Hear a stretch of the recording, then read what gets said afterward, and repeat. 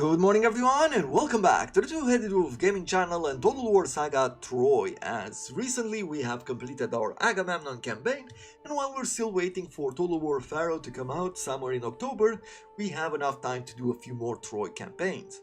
If all goes my way, I am thinking we have time for at least 3 of them. But on this one, we're gonna do something slightly different than we've done before, by going first of all for the mythological gameplay styles, where the gods of Olympus will take an active part in the conflict and provide unique godlike battle abilities, and finally the creatures of myth will enter the battle, such as the swift centaur, flying harpies, and the mighty minotaur. Now, until recently, I was under the impression that the mythological gameplay style was closer to something like Total War Warhammer. However, I came to the realization that that is not really the case. When playing Total War Warhammer, each faction has their own unique roster of different units which play different roles, different strengths and weaknesses, and whenever you are making these armies, making these army compositions, you always take into consideration, at least on harder difficulties, you take into consideration what strengths and weaknesses the opposing army has. Are they heavily armored or not? Do they prefer a more ranged gameplay style and are swift, or do they like melee? Do they do a lot of spells? Every time you look at what you are battling, you are picking different units from the roster. In Troy, I don't really have the same kind of feeling, because at the baseline you have human forces. All the factions have light, medium and heavy units with certain strengths and weaknesses, but nothing that would be, I don't know, super far apart. And when you introduce mythological unit into the fray, it feels more like you are playing a classical Total War game, but you are supported by these extra units. If I had to come up with an example, let's think about harpies, flying units. What would you be using them for? Let's say that you'd be using the harpies in order to harass and take out the ranged troops of the enemy, right? If you do that at the beginning of the campaign, you'll probably do that throughout the entire campaign. There's no faction that you would say, oh, I'm not going to be using harpies to harass ranged troops anymore. Maybe the ranged troops are heavily armored, you might change your gameplay style then, but I'm not really sure that is the case. So that's why I'm thinking the gameplay style of mythological is very different. It's not Total War Warhammer, it is something different. It's playing Total War Saga Troy with real mythological units. Well, as real as it can get. As far as the faction goes, we're gonna go with Amazons, and I had in mind that I will be playing with Hippolyta, but given the fact that we've played with Agamemnon quite a long campaign where we took care of our cities, we built them nicely, we established our economy, did some trading and all that, I want to go for a different gameplay style, and that is why we're gonna go for Penthesilea here, the warrior queen of the Amazons, because her faction is a horde. And if you've never played Total War Attila before, hordes are factions which do not capture city, they do not settle in a city, they are migrants, they have camps, and you will have these armies which are also your camps, which you'll be able to build buildings into, and you'll be walking around the map and you'll be taking care of business, raising cities, sacking cities and all that. Cannot capture cities. So it's going to be a very interesting experience to combine both mythological with Penthesilea's horde Amazons. And let's see here. Having witnessed the destruction of the Amazon city of Themyscira and the murder of her sister Antiope, the warrior queen Penthesilea led her younger, hot-blooded sisters to war in support of the Trojan cause. So Battle will heal my pain. So what do we have as a faction? Well, we have initiation rights. You can only recruit basic units directly, okay? Unlock unit upgrades through buildings per army. Accumulate unit ranks to upgrade your basic units into more powerful ones. Okay. Then we have Blood Oath, maintaining high battle glory to gain campaign and battle bonuses. Okay, so we'll have to constantly get victories in order to keep battle glory high. Unlock the upgrade. Unlock and upgrade your Blood Oath to be able to summon powerful Bloodsworn units. Interesting. Your armies cannot reinforce. Okay. Or be reinforced. Ooh. Utilize Bloodsworn units to compensate.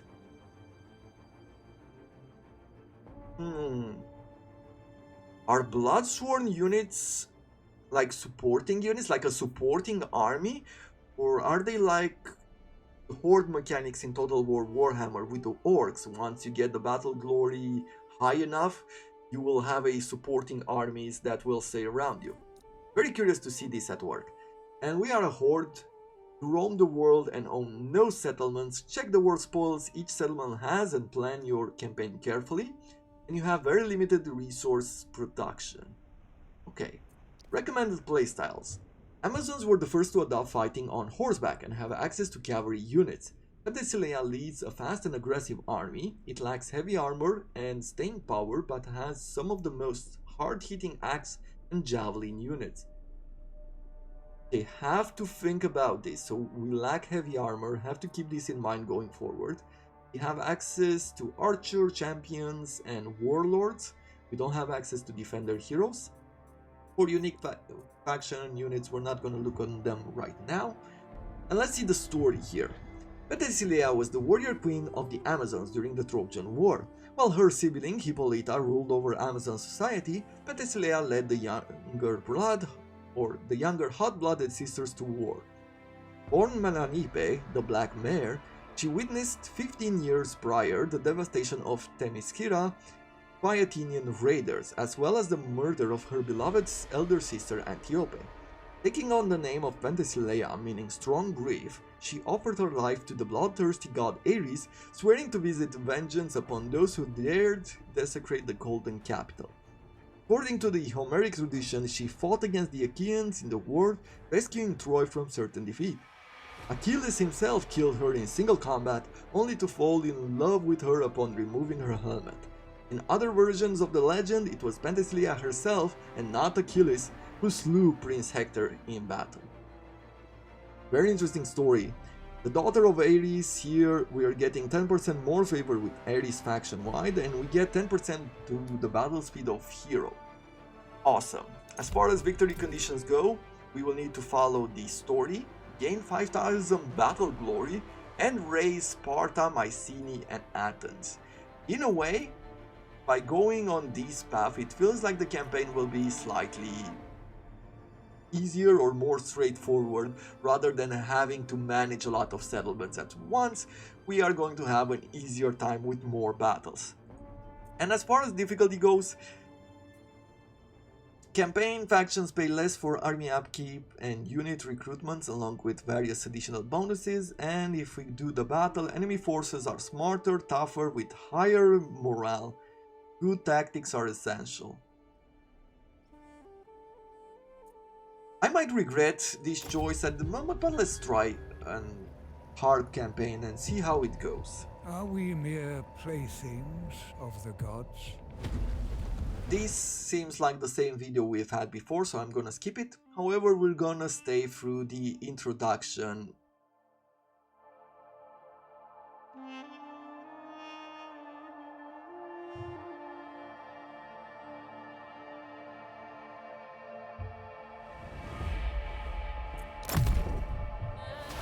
O fierce Penthesilea, the scent of war is on the wind. Brother, your foolish passion has doomed us. Across the sea, the hateful Achaeans muster their armies, preparing to invade Troy.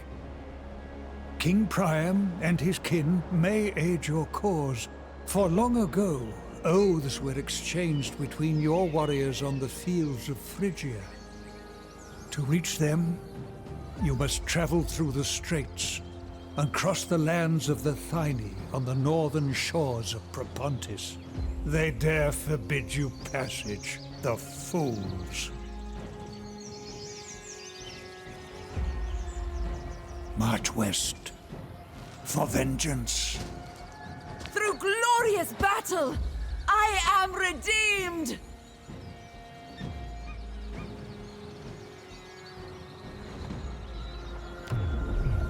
Okay. That was short. So, you probably have already seen some things here. The map has changed slightly. We have some centaurs in the back. Some of the myths. We can even, like, looking towards the south, towards Egypt, we can even see Ra, Isis, and also Osiris. I really think that they've done a good job here putting all of these together and changing some stuff around. I'm not the biggest fan of some of the things that they've done, but I will talk more about them as we experience them. And there we go, we have a harpy here. Let's take a look at our army. War Queen. What do we have here? We have Penthesilea, she is shielded. She's pretty strong, she has the ability to increase the charge bonus and the speed for 15 seconds, okay. As far as units go, we have some initiates, Labris infantry, a charger unit, good battle speed, good flankers, two-handed spear units here, huntresses, which have the ability to get extra melee attack and melee defense while in forest, and also the ability to reduce morale with projectiles. That's cool. Minus 10 to morale. Okay, very cool, very cool. Some slingers, and we have a bunch of centaurs in our army. Well, I believe we should start with the battle before anything else, right? Before we go into managing our faction and all that, we should just experience what it means to fight.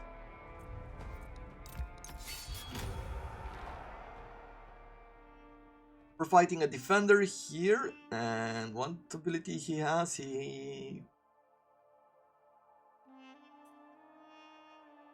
I don't remember exactly what that is. But either way, it won't matter. It's the beginning of the campaign. I don't think we're gonna lose at all, so let's put these warriors like so, put the slingers behind, we'll have our centaurs, and we'll get close by here in a second. And our hero. And let's take a look at our units. Very light troops to begin with. Our Amazons ready for battle. Then we have Penthesilea, our hero. She looks really cool. I really like her style here. And finally, the centaurs. Look at that. I think this is what most of the people wanted when they heard about Total War Troy and the mythical units before they brought in the final product. And look there in the back, we have some giants, some colossi down from the battle, and we have like these large temples. Things look very different now on the battle map. We have the Cerberus heads here. Let's get the battle started and push the warriors forward.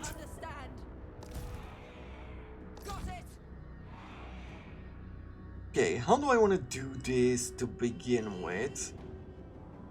I am going to ungroup the centaurs just so I can go forward and do some harassing.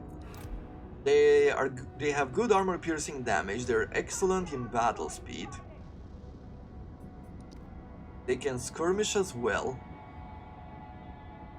so they can fire while moving, and they can fire all around, not just in front. So perfect harassing units. Let's go forward. They have some centaurs here, centaur warriors here as well. I am going to be using... I like the war shouts. We're going to use as much of our missiles as we can to take down the centaurs. As commanded.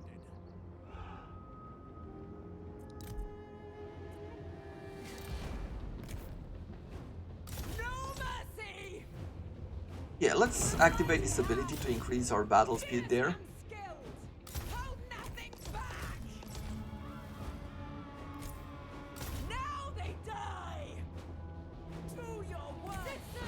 You go towards that, you go towards this one.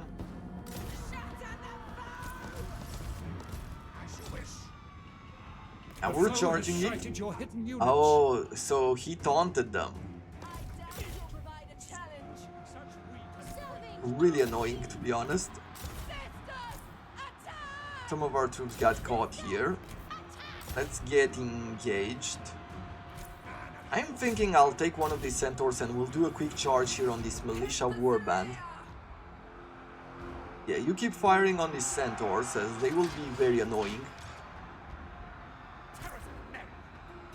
Good. So we broke those units. I am going to quickly run after these slingers.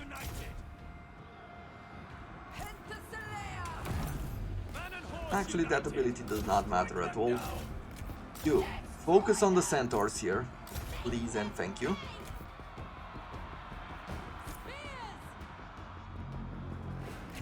Yeah, stay on him, stay on him.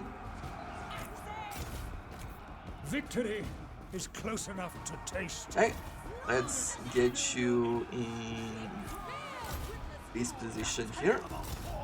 Nice. I don't think I have to clear this battle Hades has claimed because it is this first battle, and generally speaking, these first armies don't retreat, they just get destroyed.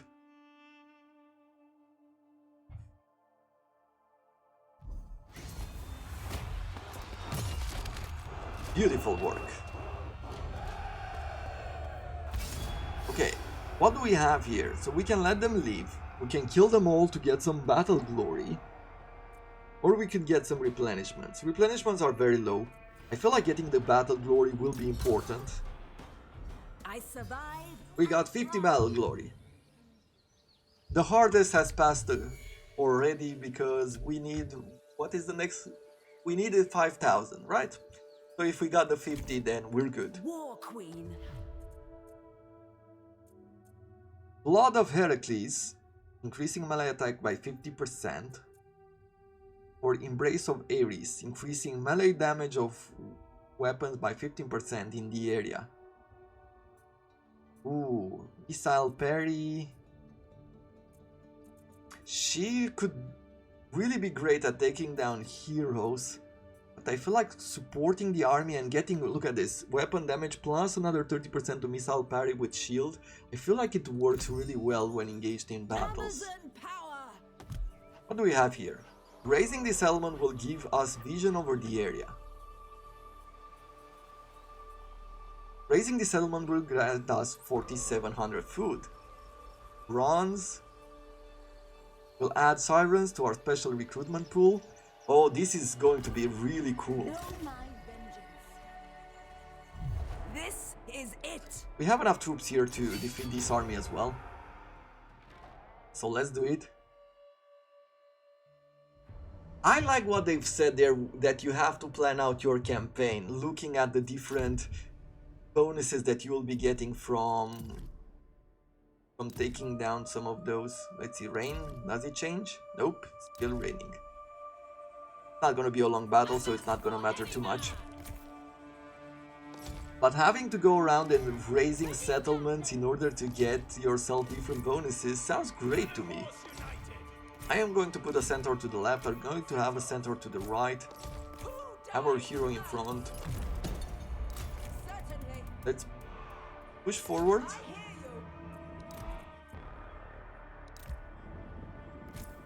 you. At once. As ordered. Bring it on. Let's activate the ability, let's go towards them. Show no fear. I can't watch battle.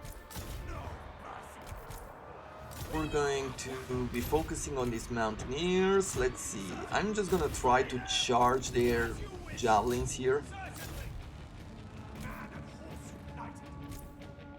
Make them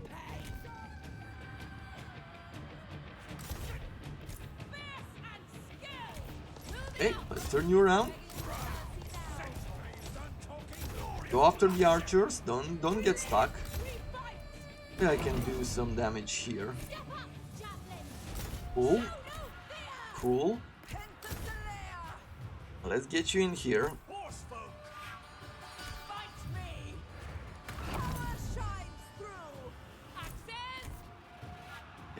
Yeah, Centaurs, stay on these javelins, break them Your if you hero can. is under attack. Okay, that unit is broken. Destroyed and die like a Penthesilea. We're good, we're good. Let's see. Horse united. Javelins to hand. Hold nothing. Victory Keep is attacking. close enough to taste. We've taken some losses. Man and horse united. They definitely have a bit more power. Our centaurs broke on this side, so we'll have to support them. Actually, before these ones break, let's try to... already too late.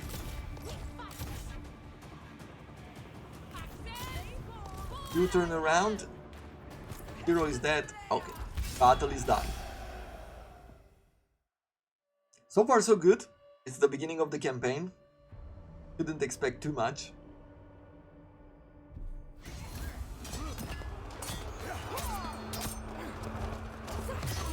Ooh.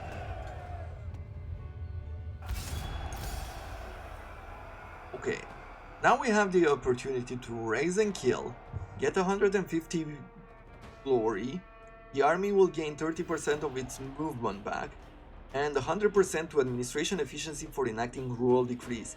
I see, so it's reducing some of our research time, right? Yes, or for 5 turns we get only 50 battle glory in this situation, get our movement back, and 10 horde growth.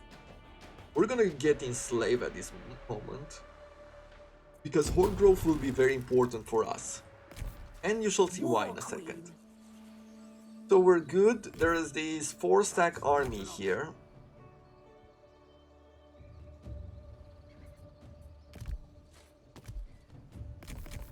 Let's go to the north, let's follow him. I'm guessing he has another city or something, right? Forward to this distance. And it might be a slightly tougher battle going forward there. Death finds us all. But what we can do as a horde is that after we've consumed all of our movement speed, we can go into the encamp stance, right? Immune to attrition, so we're not taking attrition no matter where we are, well, except the water, because we cannot encamp in the water. We will get 30 battle glory per turn, and that will influence this bar over here.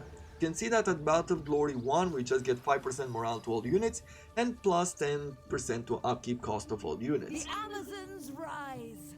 However, as soon as we get into Battle Glory 2 here, we get Blood Oath available, Bloodsworn units summoned free, plus 5 to morale of all units and plus 5 to the campaign movement range of all armies, and that keeps going up. We can also recruit units here on the go. And I will bring in some normal spears. We need some sort of a front line, though these are quite weak.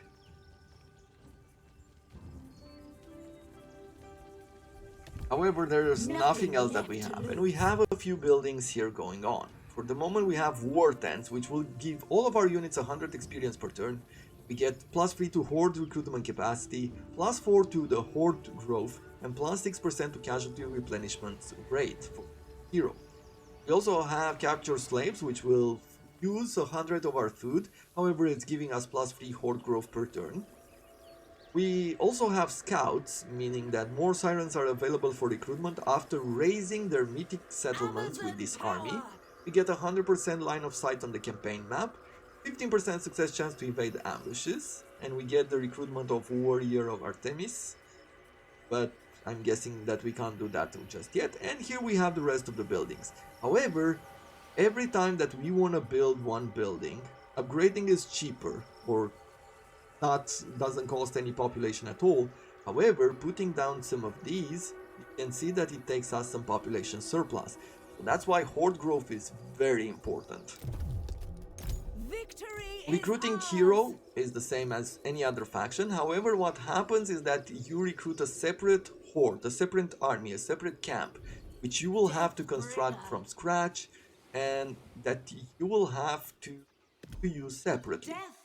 As it said in the beginning of the game, there's no reinforcement, so you cannot get anything from there, from supporting armies. You'll be very independent here. Let's see. Some Amazon Prime gaining some movement speed after raising settlements. Yeah, we know about this. Penthesilea's Helm. 10% morale to all units when attacking. Great. And +3 to the melee defense of the hero. Good. As far as edicts go, we are going to be focusing a lot on the center here. The reason why is because it's specialized for the Amazon themselves. Nature's Bounty, +4 to Horde growth. Sounds really good for early on. The Price of Mercy. Warn those who life we spare to give us a share of their goods, lest we return with vengeful hearts. And we would get 20 bronze, 200 food, 3 gold, 15 stone and 30 wood per turn. So it is a basic sort of income as we're not producing a whole lot. And pillaging for victory, 10% extra income from raising, that could be very important. And as long as we have resources to spare, there's a lot to pick from. I live to fight on. Okay. Let us end the turn for now.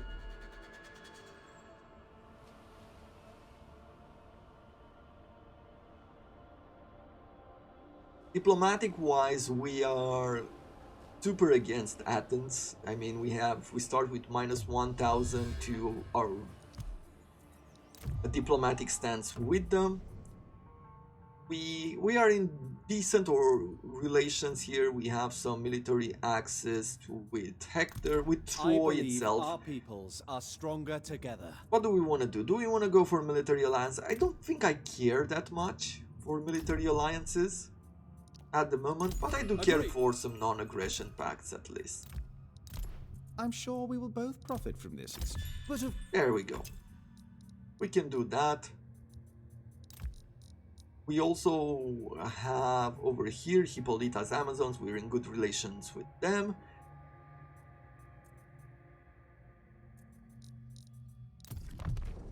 And what else? Let's see. Know my vengeance. One of the things that I'm going to show you here is the gods. Now, most of the benefits that we get from worshipping one of the gods are pretty much the same as we had them before. However, because we are playing with the Horde Amazons, some bonuses are slightly changed here. The new thing about the mythical playstyle is that if you do prayers, you will gain certain abilities in battle. For example, if you look here at Poseidon, we will be able, when the god is respected, we will be able to get tidal wave ability once per battle. And every one of these gods has different ability. Armor of gods. What else did we have before with Zeus? Zeus is Thunderbolt. You can imagine what that does. Healing light. Bloodthirsty gods. So there's a lot to do here, and there's a lot of bonuses to be gained by praying to the gods. With the Amazons, we also have initiation rites. This is where the whole mechanic of initiation rites comes into play. You will only be able to get basic units. However, if you have the right building, later on you will be able to spend resources in order to get better troops. And that makes troops very important to keep alive. Very important. If you lose one of these troops, you will have to start from scratch, get them some experience in order to upgrade them to the next level, and so on and so forth, plus spending a lot more resources. So it's very expensive to sustain this military campaign. Then we have war spoils. This is what we see here on the map with these signs. If you go to the war spoils and you click on one of these icons, let's say, what is the closest stone village? Well, this one seems to be the closest. So that's what this does. It shows you the closest regions for different spoils, different resources that you might be looking for. And finally, we have the Blood Oath over here. Units that we can unlock through battle once we've reached enough glory. And that is pretty much it. I bring slaughter. Now let's see. Set up camp. The perfect Amazon warrior. Have we moved? No. Heading out. We're gonna move during this Away to turn. our fate. Raising this settlement will give us some favor with Not Apollo. here. Okay. I will bring in 2 more javelins and another spear unit. We will need a bunch more troops. Yeah, we have to be very careful now. Siege battles won't be as easy as they were before, mostly because of the morale that the units get now. Because we're on a harder difficulty, and because we don't have medium warriors, medium troops, which could sustain a lot of damage. Death finds us all. Nothing left to lose. We are going to recruit a few more troops. Let's see. We still have some food available. I am thinking that bringing more 3 javelins, a slinger. I'll take another.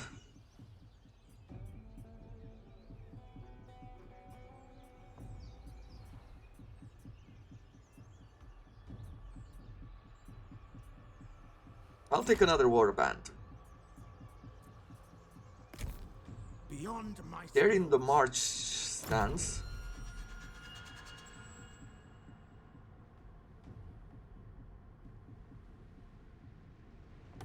Okay.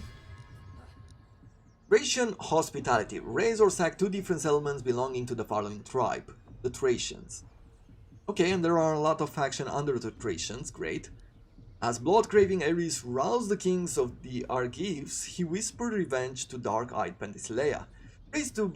Praise be to Ares your father, for the kingdom beyond the exiguous sea are falling prey to the war god's ever-enticing wiles. As the Argives muster their men, you shall march into their lands and exact vengeance for the sacking of the sacred Penthesilea years ago. Or Themyscira, something. The Thracians standing in your way refuse your hospitality, so you shall take what you need by force. Getting 200 experience for our troops and a bunch of resources. Great. So now I feel like we have enough troops to engage in here. We're going to attack. Cut them down. We're gonna be building some battering rams. As you can see, the turns remaining for supplies is at 4. Yeah, we're back to scratch to the beginning. I've gotten very used to the Agamemnon campaign. Some of these troops are tired, 4 of these. They don't have a whole lot of units standing in our way. Don't hold back. So I'm really looking forward to taking this settlement down and sacking it and moving forward. But that will have to happen next time. Until then, hope you have enjoyed this episode. I thank you very much for watching and I wish you all have a wonderful day.